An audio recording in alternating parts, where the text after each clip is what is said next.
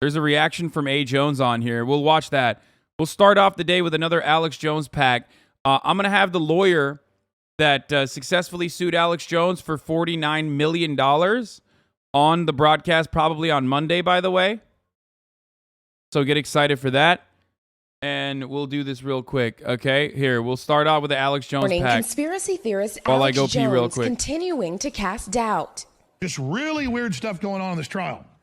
After a resounding And rebuke, Donald Trump says, the CPAC tonight. InfoWars host was ordered to pay an additional $45.2 million in punitive damages to the parents of a Sandy Hook shooting victim. And I'm going to accept this as a verdict of the jury. That verdict handed down just one day after the Texas jury ordered Jones pay $4 million in compensatory damages for the years he spent calling the massacre a hoax. All right. The nearly $50 million payout, less than what the parents of 6-year-old Jesse Lewis hoped for. Still, they say it's a win. Other parents, I wanted to represent you well. I know that you have endured pain, just like I have over the past 10 years. And this is a huge victory for all of you. But Jones's attorney says it's not over. You know, the First Amendment is under siege, and that he looks forward to continuing the fight. Jones responding to the verdict last night, saying he doesn't have the money he's been ordered to pay, despite expert testimony that InfoWars is likely worth hundreds of millions of dollars. My net worth is below $5 million if you count everything I've got. All of this comes after a bombshell week in court, where years of Jones's text messages were revealed after being sent to the plaintiff's attorney by mistake. The messages contradicting testimony Jones gave under oath, with the potential to place him in even more hot water. I've been asked by the January 6th committee to turn their document. And the attorney for the family says that those text messages that he received by mistake included messages between Trump advisor Roger Stone and Alex Jones. Now, the January 6th committee is not commenting, but they did subpoena Jones back in November, and they are looking into his role in the rally and later riot. Kristen, Peter. All right, Priscilla Thompson, thank you so much. So, a accountant looked through all of his earnings and found that to the best of his ability, to the best of his knowledge with the limited data available, that he was making around $56 million on average a year, and his net worth currently is around $150 million. Alex Jones is a piece of shit, but what did he do criminally? I'm out of the loop. What he did, well, criminally for January 6th is entirely separate. What he did, unfortunately, is not criminal. Okay? What he did, unfortunately, is not considered criminal technically. What he did was originally, the reason why this defamation suit is happening is because he just said that the families were fake and actors, like crisis actors, families of the Sandy Hook children who were murdered, basically, after that famous school shooting. And that was there was a defamation suit that took there was a defamation suit that took a long time to finally come to this process. And that is like civil litigation. That's a civil suit, defamation trial. In that defamation trial, he did perjure himself. So I don't know if that will, I mean, if a prosecutor wants to take that on, they could technically charge him criminally. Oh, I wanted to watch Mark Bankston's thoughts on it, and also the thoughts of the other lawyers as well. But Scarlett Lewis, the mother at the heart of this case, speaks as the second verdict in the Alex Jones case. We can choose love, and that we're all responsible for one another. Care and concern is so important, and we saw what happens when there is a dearth of that. And so I hope that we all just go home tonight, and everybody that's reading these articles and hearing this message, and you choose love with your kids because you can. That means being present in the moment with them. Looking into their eyes, giving them a hug, and just moving from there, just every moment, realize that you have a choice, and your choice is love. That we. In your opinion, what would drive Alex Jones to say what he did? Trying to understand his real motivation. Money, dude. He's psychotic. He has been completely unaccountable for regularly lying about shit, and he's garnered a massive audience as a consequence of his grift, which is incredibly profitable, to the tune of $56 million a year in merchandise and, like, you know, commodities that he sells on his website. Merchandise and commodities that directly tie back to the conspiracies that he shills. Like, the most famous example that I always use is, I mean, he's a grift. He's a con man, right? The most famous example I always use is, like, he'll talk about how the frogs are turning gay as a consequence of the water, and then immediately tie that into, here, buy my straws that will clean up the water. So he basically brainwashes, he brainwashes his audience of you know, wealthy, psychotic shut-ins, and then he'll sell you the supplements to alleviate the problem that he created, or in your mind at least. I saw something where the punitive damage is being capped at $750K in Texas. Is this true? I'm not familiar with how that works, but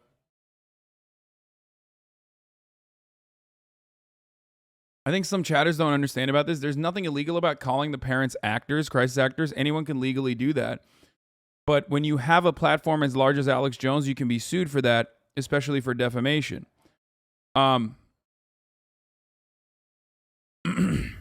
So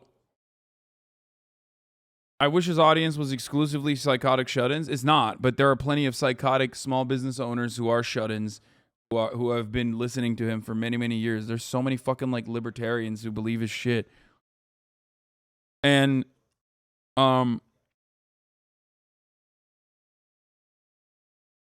so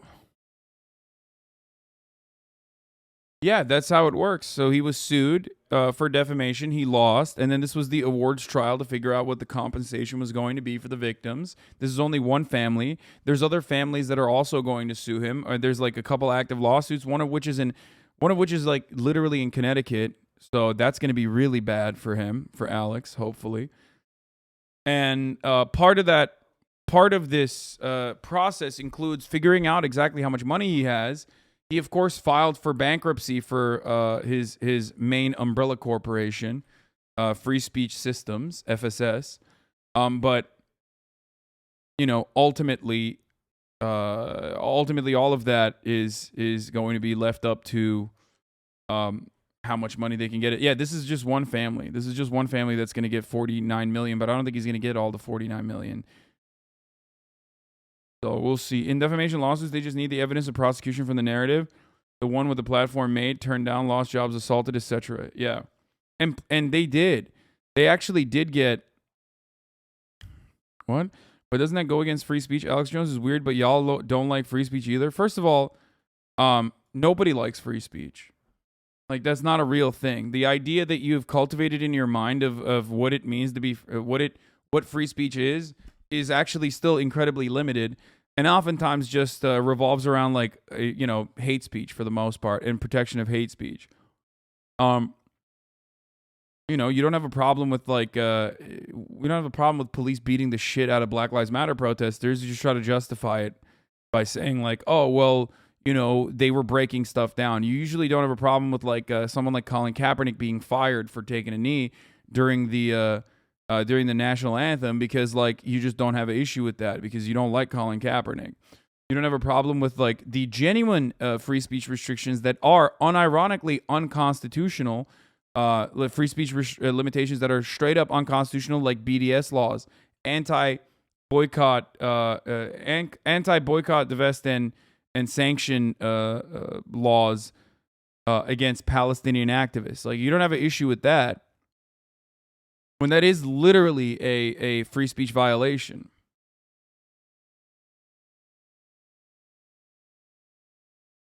But yeah, so here is I mean, before we get to Mark Bankston's take on the issue, this is the lawyer who I will be having on. who successfully sued Alex Jones for defamation. Understand that these people suffered so much. They went through so much. Their children died. Their children got massacred in this horrific event. And then for the next 10 years, they were actively harassed by Alex Jones's fans, including people going up to their houses, doxing them regularly and routinely, shooting at their houses and stuff. It's unimaginable pain that they put them through. Why? Because Alex Jones decided he could make money by saying Sandy Hook was fake. So that's the I mean, he deserves significantly worse punishments than just losing out $49 million, but we'll see. Are you having him on later this stream or sometime in the future? No, I'm going to have him on Monday, hopefully. And you can try to turn around and debate lord your way out of this, but the legal and professional debate lords, lawyers, judges, have already debate lorded their way and found that Alex Jones was definitely doing defamation, and so much so that the damages are going to be costly for him. Okay? That's it. But what's not costly is avoiding the top of the hour ad break, because at the top of the hour, there's a 60-second ad break, and that's not defamation. That's real life. That's the truth. Okay? It's coming for you. Now, of course, if you no longer want to see those ads, you don't have to pay $49 million. You only have to pay $5 a month if you want to subscribe for $5. You can also get gifted a sub like Dynamic Jab 13, who just gave 24 gifted subs. You could be one of the lucky 24 that just got gifted a sub to avoid the ad breaks. Or you can subscribe for free with a Twitch Prime by connecting your Amazon Prime account to your Twitch account, where you get one free Prime subscription a month. Here's the 1-minute ad break now.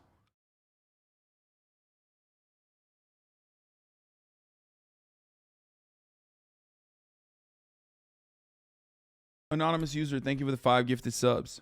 Anyway, let's continue. Let's hear what Mark had to say. And none of us do. We don't know. I can explain it this way. There is as written on the statute, and as could foreseeably be provided in this case, a $750,000 punitive damage cap per cause of action per defendant. Well, there's 3 causes of action, 2 defendants per. Ultimately adds up to, there would be a practical cap if the statute is applied or written. It's something like $4.5 million. But we don't think that that's how this is all going to play out, because like I say, we have a litigible ability to challenge that cap on due process grounds. Much stronger than the claim that's currently going up to the Supreme Court on that MedMal case. We have a default judgment with presumed damages, and the constitutionality of that is super suspect. But the important part of that is we're not going to be spending 2 years going up to the Texas Supreme Court or whatever. Nobody's going to waste their money doing that. We're going to this bankruptcy court. And those claims are going to have to get valued and resolved in that bankruptcy estate. And when we have a litigible basis to potentially wrap this case up for yes, Mark is a HasanAbi head. years, and then ultimately collect our entire punitive damage argument, yeah, there's going to be a resolution made onto what these claims are valued at. And that's also going to have to take into account what the Lafferty claims are valued at, and the Posner claims are valued at, and the Fontaine claims are valued at. And that is why I've been saying that what this is heading towards is there's going to be a large set of plaintiffs who are going to be dividing up the corpse of. Listen, man, if you're going to be a debate lord, at least do it professionally and don't do it in the chat. You know what I'm saying? I don't have a problem. I don't have a problem with debate lording if you're doing it for good. You know what I mean? This man is a perfect example of debate lording for good. You know, there could be good debate lording out there, and he's doing it. Of InfoWars in the bankruptcy estate. And over the course of that process, that could get very, very dangerous for Mr. Jones, because there is going to be a new level of financial scrutiny. And if, some lawyer like me can basically find out that he's hiding the keys to the candy store, pull it out in front of him on the stand, I can only imagine what federal receiver's going to do. So yeah, it's going to get interesting from here on out. It's going to get really interesting, that's for sure. It's already super interesting, but like we say, it's the end of the beginning. And boy, are these clients happy about it. There was certainly a message sent out of this courthouse today, that's for sure. This is one of the few instances where Alex Jones has genuinely withstood some level of accountability for his relentless harassment campaigns that he has engaged in, his relentless defamation that he's engaged in from his massive platform that seems to grow ever larger every time he says these outlandish things. So ultimately, it is a good thing. Okay, it's good that this is happening. It's a very good thing that this is happening. Now let's hear what Jones's defense had to say. That's fun. I think that the jury seriously considered the issue of actual damages. We think the verdict was too high. As for punitive damages, Texas law caps them at $750,000 per plaintiff. When you got absolutely fucking owned, but you're trying so desperately to be like, well, technically they're not going to take that much money because Texas law will protect my client. It's like, bitch, you didn't do that. You were garbo, dude. You were fucking garbage. I mean, you failed. I mean, Alex Jones is like very, very difficult as far as clients goes. I feel like it is incredibly difficult because he is ungovernable, as I've said time and time again. But yeah, no, he put the L in lawyer pretty fucking hard throughout the process. Like, I mean, he literally, I mean, he fed. He quite literally fed. He was a feeder the entire trial. Like, your team was going to lose anyway, but they didn't have to lose by like 100. You know what I mean? He just straight up.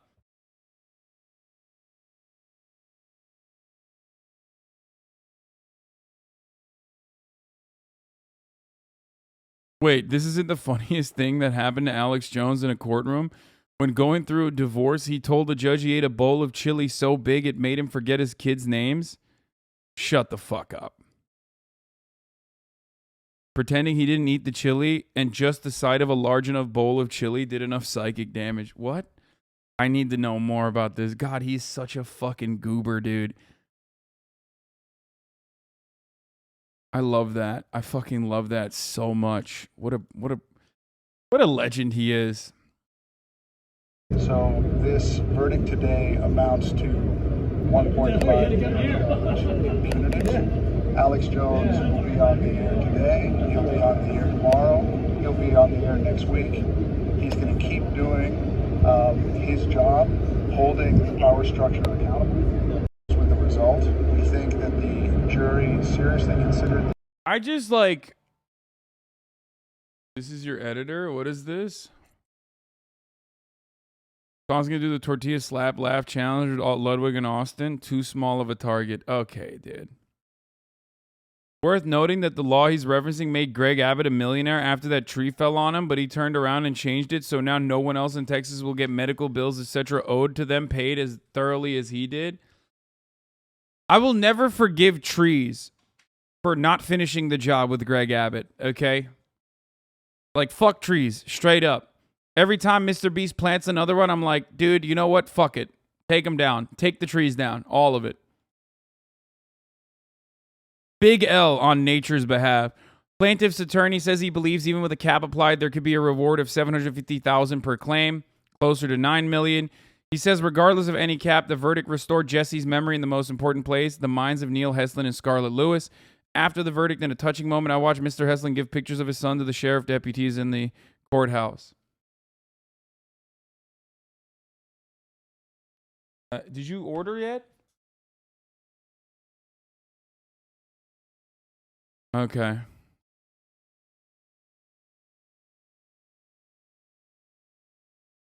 I will be clip chimped? What do you mean?